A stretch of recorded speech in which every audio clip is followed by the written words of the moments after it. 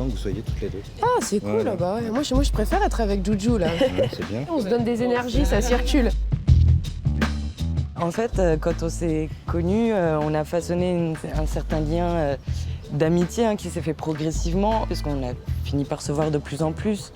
Pour moi, déjà, lui raconter un peu mes expériences, mes blessures, etc. J'ai beaucoup rêvé de rencontrer cette jeune femme en vrai, sur les lignes, c'est-à-dire dans l'univers que j'aborde dans Rodéo, c'est-à-dire le cross bitume.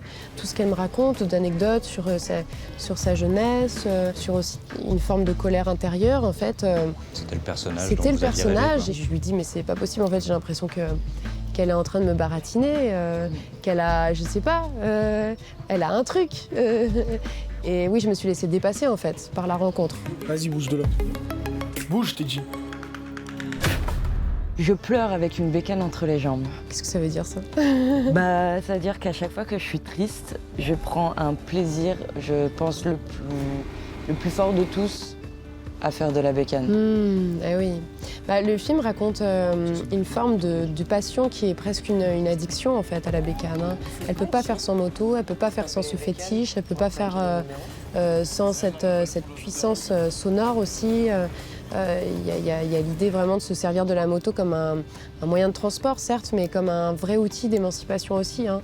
Quand le moteur éclate, en fait, on a l'impression qu'il rugit, que c'est un cri, en fait.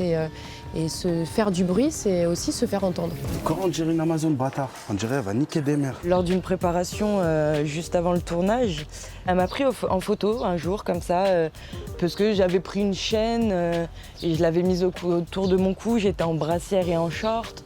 Et c'est vrai qu'en regardant cette photo, on s'est regardé, on a fait mais C'est là, c'est Julia, c'est pas moi ça. c'est plus toi. Et c'est tellement satisfaisant en fait de rencontrer le personnage, de l'avoir compris et de se dire ok maintenant je peux vivre avec lui. Je pense qu'elle était déjà née avant, en fait, sinon la rencontre n'aurait pas pu se faire.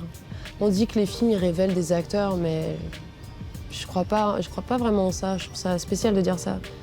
En fait, ça vient catalyser quelque chose, un mouvement, présenter un nouveau visage peut-être, mais en réalité, je crois que tu es prête à accueillir ça, et puis surtout, t'as ça en toi.